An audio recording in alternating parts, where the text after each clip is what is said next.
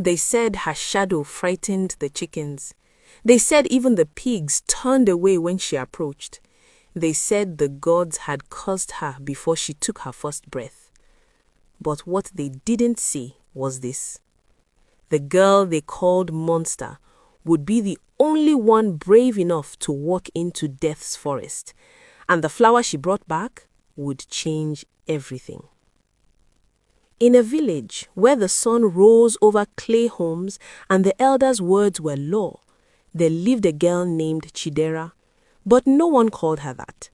They called her the crooked one, the twisted girl, the demon child. Chidera was born with a hunched back that bent her body forward. Her left arm hung withered and weak. Her right leg dragged when she walked, leaving uneven footprints in the dust. But there was something else, something no one ever noticed.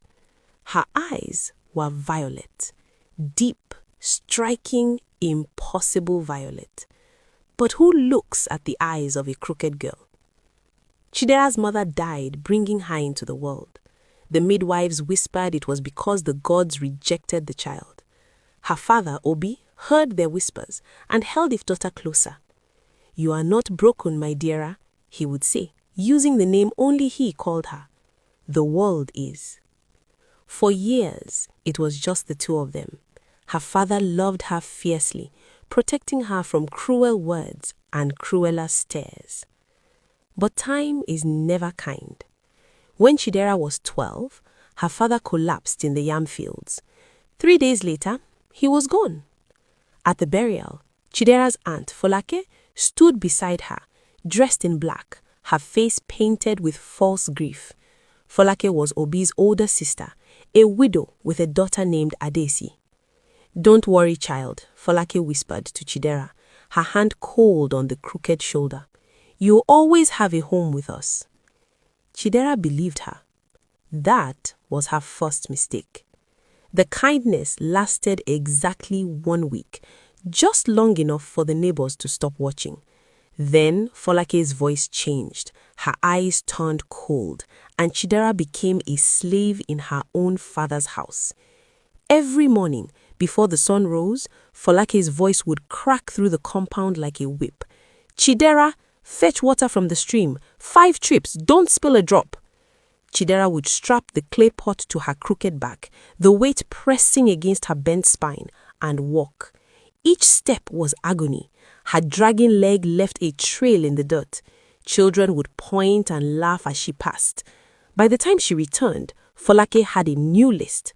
Grind the pepper, sweep the compound, scrub the pots, cook the soup, wash the clothes, mend the roof, tend the pigs. Always the pigs. That was Adese's favorite joke. "Mother, why does Chidera smell like pigs?" "Because even pigs need someone beneath them, my darling." They would laugh together while Chidera stirred the pot, her withered arms shaking from the weight of the wooden spoon. Adese was everything Chidera was not. Tall, straight, beautiful. She wore fine wrappers and oiled her skin until it glowed. She walked with her head high, her back straight, her steps graceful. When young men passed their compound, they stared at Adese. They didn't even see Chidera. And that's exactly how Folake wanted it. Years passed like this.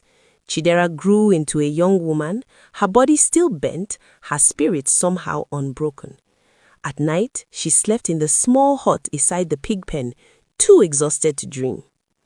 If you're watching from anywhere in the world, drop your location in the comments. I want to know where this story is reaching. Let's go. Then one morning, everything changed.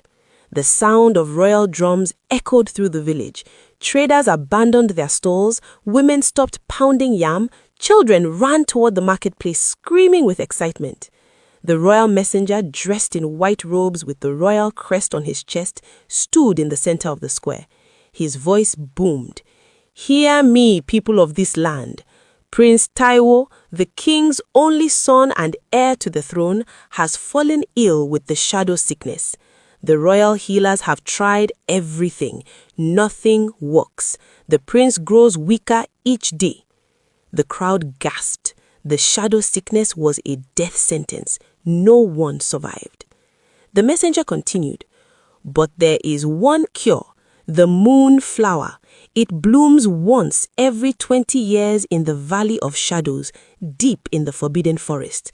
The king makes this declaration: any maiden, rich or poor, high or low, who retrieves the moonflower and saves the prince's life will become his bride, the future queen of this land." The marketplace erupted.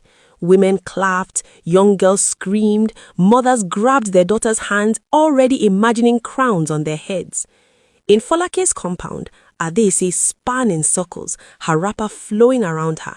"Mother, mother, did you hear? I'll be queen. I'm the most beautiful girl in this village. The prince will choose me."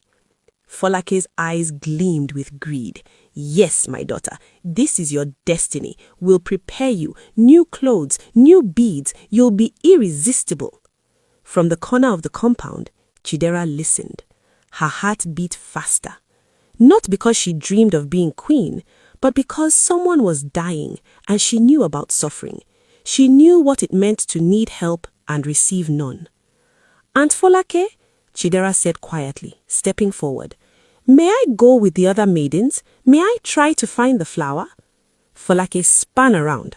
For a moment, her face showed pure rage. Then she laughed, a cold, mocking sound. "You?" She laughed harder. "You want to retrieve the moonflower? Look at yourself, Chidera. You can barely walk to the stream without collapsing.